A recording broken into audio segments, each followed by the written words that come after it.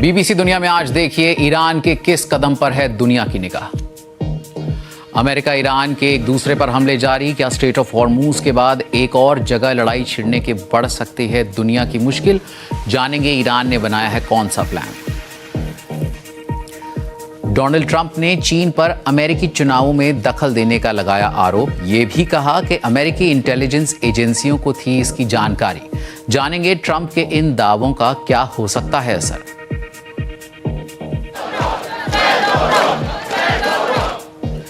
Ukraine के कई शहरों में राष्ट्रपति वोलोदिमीर ज़ेलेंस्की के खिलाफ प्रदर्शन। आखिर रूस से जंग के बीच क्यों हो रहा है ऐसा।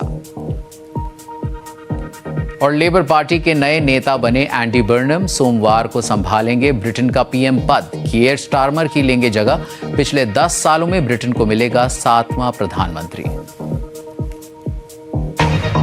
आप देख रहे हैं बीबीसी दुनिया, मैं हूं विदित मेहरा। स्ट्रेट ऑफ हॉर्मूज को कौन कंट्रोल करेगा, इसे लेकर अमेरिका और ईरान लगातार एक दूसरे पर हवाई हमले कर रहे हैं।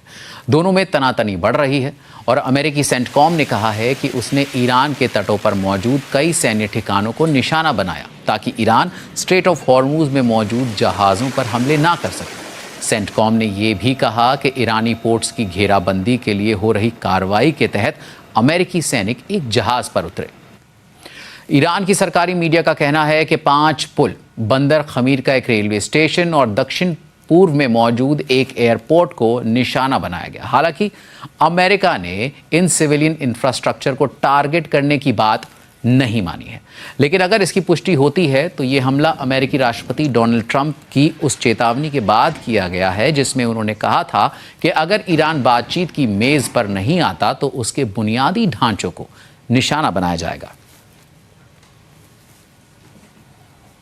ईरान ने भी जवाबी हमले किए और ओमान में मौजूद अमेरिका की मैरीटाइम सर्वेलेंस रेडार साइट्स को निशाना बनाया। ईरान के इस्लामिक रेवोल्यूशनरी गार्ड कॉर्प्स यानी IRGC ने कहा है कि उसने कुवैत, बहरीन और सीरिया में भी हमले किए हैं। ये हमले 2 दिन पहले मारे गए ईरान के सैनिकों का बदला लेने के लिए किए गए हैं। इन हमलों पर सीरिया और अमेरिका की तरफ से कोई टिप्पणी नहीं की गई है। ईरान ने यह भी चेतावनी दी कि अगर उसके पावर ग्रिड पर हमला हुआ तो वो पूरे क्षेत्र में मौजूद सिविलियन इंफ्रास्ट्रक्चर को निशाना बनाएगा। ऐसी भी रिपोर्ट्स हैं कि ईरान बाब अल मंदेब स्ट्रेट, जो रेड सी में जाने का एक अहम रूट है, उसमें अपने सहयोगी संगठनों की मदद से रुकावट पैदा करने की तैयारी में लगा हुआ है। और जानकारी दे रही हैं बीबीसी संवाददाता बारबरा प्लेट आशा। ईरान ने उन रूट्स पर भी हमलों की धमकियां दी हैं जहां से जहाज तेल और गैस ले जाते हैं। उन्होंने ये नहीं बताया कि वो कौन से हैं, लेकिन माना जा रहा है कि वो रेड सी की बात कर रहे हैं। और ऐसी भी रिपोर्ट्स हैं कि वो अपने सहयोगी हूती विद्रोहियों से बात कर रहे हैं कि वो हमला करने के लिए तैयार रहें। और अगर अमेरिका दोबारा हमला करता है तो ये बड़ा हमला होगा जो कि तेल और गैस मार्केट्स को हिला देगा। इंटरनेशनल एनर्जी एजेंसी ने भी चेताया कि अगर स्ट्रेट ऑफ हॉर्मूज आने वाले कुछ हफ्तों में नहीं खुला तो वैश्विक तेल की सप्लाई में मुश्किल आ जाएगी। अमेरिकी राष्ट्रपति डोनाल्ड ट्रंप ने चीन पर 2020 के अमेरिकी चुनावों में बड़े पैमाने पर दखल देने के आरोप लगाए हैं। साथ ही अमेरिकी इंटेलिजेंस एजेंसियों पर भी आरोप लगाया है कि उन्होंने चीन की उन कोशिशों को छिपाया जिसमें उन्हें चुनावी तौर पर नुकसान पहुंचाने की कोशिश की गई। देश के नाम अपने संबोधन में अमेरिकी राष्ट्रपति ट्रंप ने फिर से वही दावा किया जो उन्होंने 2020 में जो बाइडेन से चुनाव हारने के बाद किया था।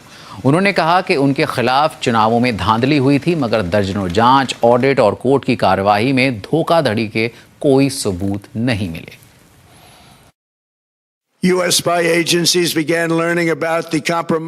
अमेरिकी इंटेलिजेंस एजेंसियों को 2020 में हुई वोटर रजिस्ट्रेशन फाइलों के साथ छेड़छाड़ के बारे में पता चला। जरा सोचिए, उन्हें पता चला था कि 18 राज्यों में करोड़ों वोटरों का डेटा चीन ने या तो खरीदा, चुराया या हैक किया। लेकिन जिन लोगों को इस बारे में अलर्ट करना चाहिए था, उन्होंने ही ये जानकारी छिपा कर रखी। उन्होंने न तो मुझे राष्ट्रपति के तौर पर और न ही किसी और को इस बारे में बताया। और हमारी जानकारी के मुताबिक उन्होंने इस बारे में कांग्रेस को भी नहीं बताया। असल में वो यही कहते रहे कि ये हमारे देश के इतिहास के सबसे सुरक्षित चुनाव हैं। This is the most secure election in the history of our country. उनके भाषण के जवाब में वॉशिंगटन में मौजूद चीनी दूतावास ने कहा कि चीन ने कभी भी राष्ट्रपति चुनाव में दखल नहीं दिया है और ना ही कभी देगा। आने वाले महीनों में शी जिनपिंग की अमेरिका में डोनाल्ड ट्रंप से मुलाकात होनी है। इस बारे में बीबीसी संवाददाता स्टीफन मैकडॉनल्ड और ज्यादा जानकारी दे रहे हैं। डोनाल्ड ट्रंप ने शी जिनपिंग को सितंबर में वॉशिंगटन आने का न्योता दिया था।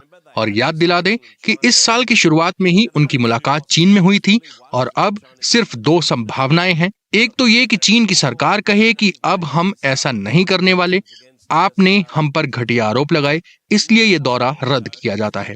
एक दूसरी संभावना ये है कि यहाँ की पार्टी यानी कम्युनिस्ट पार्टी ये सोचती है कि इन बेबुनियाद आरोपों को असल में कोई भी सीरियसली नहीं लेगा। वो देख सकते हैं कि ऐसा क्यों हो रहा है।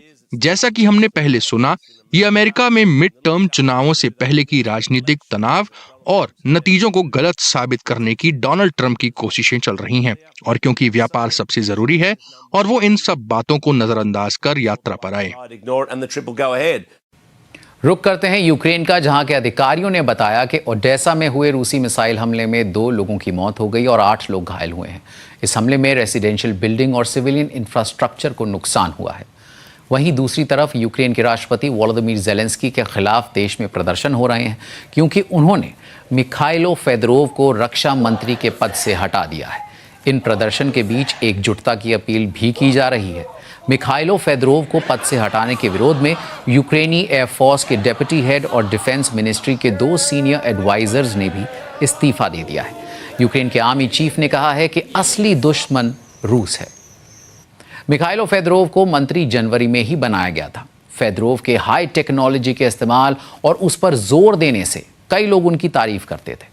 उन्हें रूस के खिलाफ जंग में ड्रोन का इस्तेमाल करने की रणनीति के लिए भी अहम माना जाता था। यूक्रेन की राजधानी कीव से देखिए बीबीसी संवाददाता पॉल एडम्स की ये रिपोर्ट।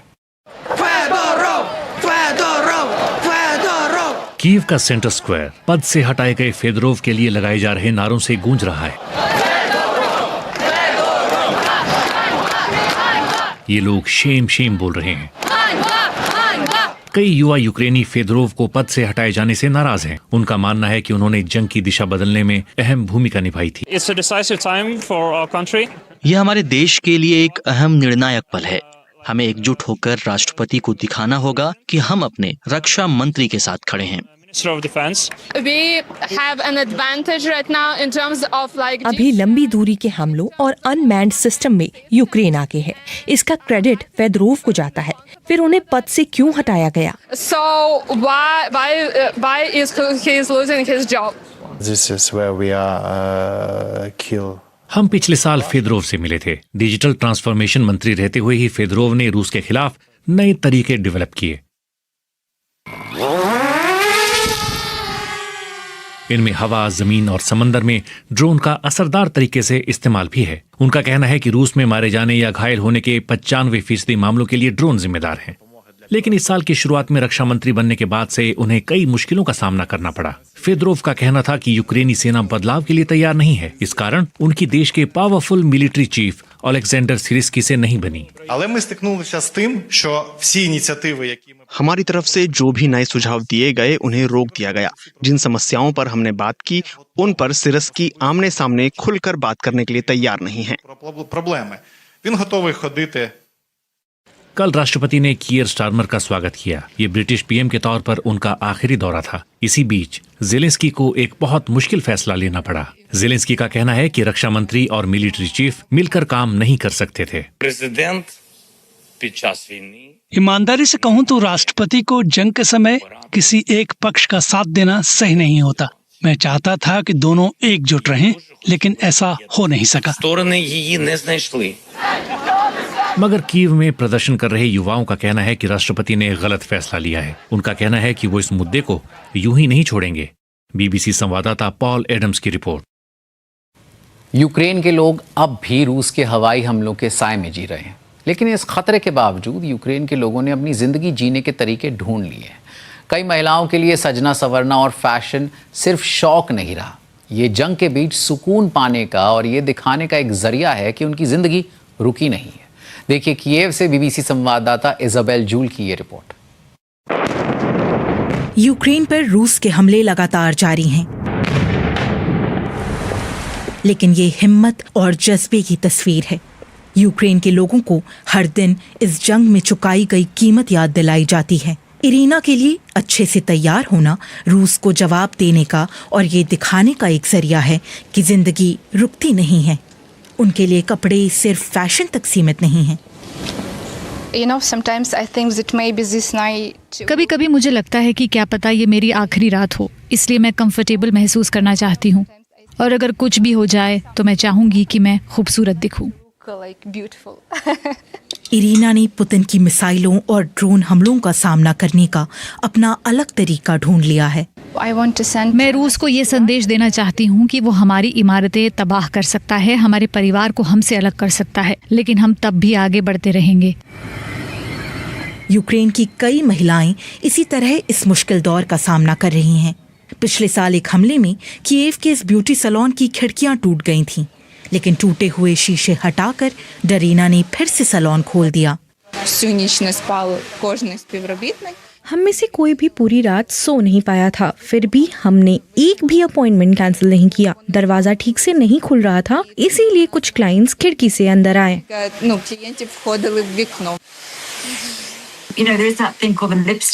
लिपस्टिक इफेक्ट नाम की एक चीज होती है। इसकी शुरुआत दूसरे विश्व युद्ध के दौरान हुई थी। मुश्किल वक्त, आर्थिक मंदी या जंग के दौरान लोग सामान्य जिंदगी का एहसास चाहते हैं, चाहे मेकअप हो, बाल या फिर नेल्स। ये लोगों को खुशी देते हैं। जब जंग चल रही हो तब ब्यूटी ट्रीटमेंट शायद जरूरी ना लगे, लेकिन यहाँ लोगों के लिए ये सिर्फ अच्छे दिखने की नहीं बल्कि बेहतर महसूस करने की बात है। यूक्रेन की ब्यूटी इंडस्ट्री अब भी मजबूती से खड़ी है। मार्केट एक्सपर्ट्स के मुताबिक पिछले साल ब्यूटी प्रोडक्ट्स की बिक्री की कीमत 14% बढ़ी है। सरकारी आंकड़े बताते हैं कि कपड़ों की नई दुकानें भी लगातार खुल रही हैं। जब हम अपना ध्यान रखते हैं तो कुछ देर के लिए देश में क्या हो रहा है उसे भूल जाते हैं। थोड़ी खुशी मिलती है। हर तरफ तबाही के बावजूद अच्छा महसूस करने की एक चाह बनी रहती है। ओलेना जैसे यूक्रेनी लोग अब इस हकीकत के साथ जीना सीख चुके हैं। हर अगला दिन किस्मत के खेल जैसा है। अगला हमला आपके घर पर भी हो सकता है। अगर हर दिन सिर्फ इसी बारे में सोचते रहे तो आप पागल हो जाएंगे। अगर हम अपना ख्याल रखना छोड़ दें तो बस बेसमेंट में बैठे रह जाएंगे और जिंदगी रुक जाएगी। अपना ख्याल रखना इस अफरा तफरी में कुछ सुकून दे सकता है, लेकिन जंग का खतरा लगातार बना हुआ है। हालांकि यूक्रेन के लोग पूरे हौसले के साथ इन हालात में अपनी जिंदगी जीने की कोशिश कर रहे हैं। बीबीसी संवाददाता इजाबेला जूल की रिपोर्ट। बढ़ती गर्मी से सिर्फ धरती के कुछ हिस्सों के ही लोग परेशान नहीं हैं, बल्कि समंदर भी गर्म हो रहा है। यूके की national weather service met office ने चेतावनी दी है कि इंग्लैंड और वेल्स के कुछ हिस्सों के आसपास के समंदर में बहुत तेज मरीन हीट वेव यानी समंदर का तापमान बढ़ रहा है और कुछ इलाकों में तापमान औसत से 5 डिग्री सेल्सियस तक ज्यादा हो सकता है। तो असर क्या हो रहा है, देखिए बीबीसी के क्लाइमेट एडिटर जस्टिन रॉलेट की इस रिपोर्ट में। डेवन का ब्रिक्सम इंग्लैंड का सबसे बड़ा फिशिंग पोर्ट है और यहाँ आमतौर पर कम पाई जाने वाली एक प्रजाति इन दिनों खूब बिक रही है। मिलिए ब्रिटेन के नए निवासी मेडिटेरेनियन ऑक्टोपस से। वैज्ञानिकों का कहना है कि अब ये प्रजाति बड़े स्तर पर यहाँ देखने को मिल रही है, जो कि पहले नहीं होती थी। इसके पीछे बड़ा कारण है हमारा गर्म होता समंदर। रिपोर्ट सिखाती हैं कि हर कुछ दशकों में यूके के पानी में ऑक्टोपस की तादाद बढ़ती है, लेकिन एक्सपर्ट कहते हैं कि इस बार बात अलग है। यहाँ दाम कम है तो यहाँ अभी एक संभावना बन रही है।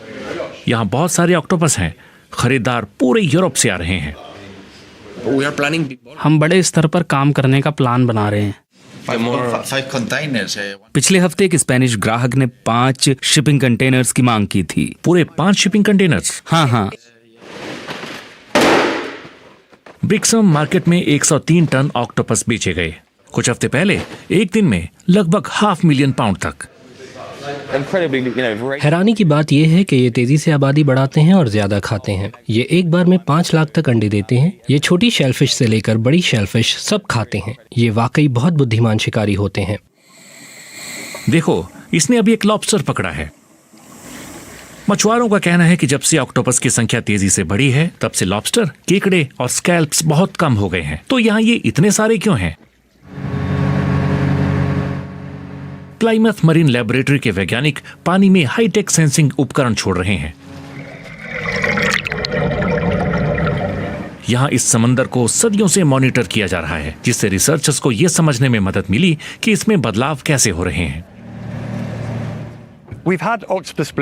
ऑक्टोपस की संख्या पहले भी बड़ी है, लेकिन ये कम ही होता था। ये तब होता था जब पानी का तापमान ज्यादा होता था। इसे देखें तो ये कोई असामान्य बात नहीं है, लेकिन अभी जो हो रहा है वो मरीन हीट वेव के आने और लंबे समय तक बने रहने की वजह से है। ऑक्टोपस की संख्या बहुत ज्यादा बढ़ गई है। हमने साल दर साल धीरे धीरे बदलाव देखा है और यहाँ तापमान बढ़ रहा है। बिल्कुल ऐसा है। मेट ऑफिस का कहना है कि पिछले 18 महीनों में यूके के समुद्री इलाकों में कहीं न कहीं मरीन हीट वेव बनी हुई है। हॉटस्पॉट तो बदले हैं, लेकिन असामान्य गर्मी कभी पूरी तरह खत्म नहीं हुई। जरा देखो कैसे बीते कुछ महीनों में हमारे समंदर गर्म होते गए हैं। साल के इस वक्त में समुद्र के उस हिस्से के औसत तापमान की तुलना में यहाँ रंग जितना गहरा है, समंदर उतना ही गर्म है। गुलाबी रंग का मतलब है कि तापमान सामान्य से 1 से 2 डिग्री ज्यादा है। गहरा लाल रंग 5 डिग्री सेल्सियस से ऊपर का तापमान है, जो नॉर्मल से ज्यादा है। मेट ऑफिस का कहना है कि तापमान पिछले हफ्ते के मुकाबले थोड़ा गिरा है, लेकिन अब ये दोबारा बढ़ रहा है। हमें उम्मीद है कि इस हफ्ते ये बदलाव और तेज हो जाएंगे और तापमान में 4 से 5 डिग्री तक का अंतर आ सकता है, जिसका मतलब है कि मरीन हीट वेव वाले हालात बन सकते हैं। इसका असर हम सब पर पड़ सकता है। इससे रात का तापमान ज्यादा रह सकता है और गर्मी का मौसम भी लंबे वक्त तक बना रह सकता है। और रिसर्च शिप पर मौजूद प्रोफेसर फ्रॉस्ट ने एक चेतावनी दी है। बदलते हालात में नई प्रजातियों का आना उत्साहित कर सकता है। समस्या ये है कि इन हीट वेव के साथ क्या आएगा ये हम तय नहीं कर सकते। हम सिर्फ अच्छी चीजों को चुनकर बुरी चीजें नहीं छोड़ सकते। सिर्फ ऑक्टोपस ही नहीं पनप रहे, बल्कि डॉल्फिन की कुछ प्रजातियां और ब्लूफिन टूना मछलियां भी बढ़ी हैं। लेकिन याद रहे, ये बदलाव इस बात का सबूत है कि गर्मी की वजह से इकोसिस्टम में बड़े बदलाव हो रहे हैं और हमें ये नहीं पता कि इससे क्या खो सकता है या इसके नतीजे कितने गंभीर हो सकते हैं। बीबीसी संवाददाता जस्टिन रॉलेट की रिपोर्ट। तो मरीन हीट वेव से भी बहुत कुछ बदल रहा है। और बीबीसी दुनिया में आज के लिए इतना ही। कार्यक्रम से जुड़े फीडबैक के लिए आप मुझे एक्स पर लिख सकते हैं। मेरा हैंडल है @bbcvidit और बीबीसी वर्ल्ड सर्विस का नया ऐप डाउनलोड करना ना भूलिएगा। स्क्रीन पर दिख रहे QR कोड को स्कैन कीजिए, फिर ऐप डाउनलोड कीजिए और चुनिए बीबीसी न्यूज हिंदी और पाइए भरोसेमंद news alert, live TV, podcast और एक्सप्लेनर सब एक जगह। तो आपसे मुलाकात होगी सोमवार रात 10 बजे।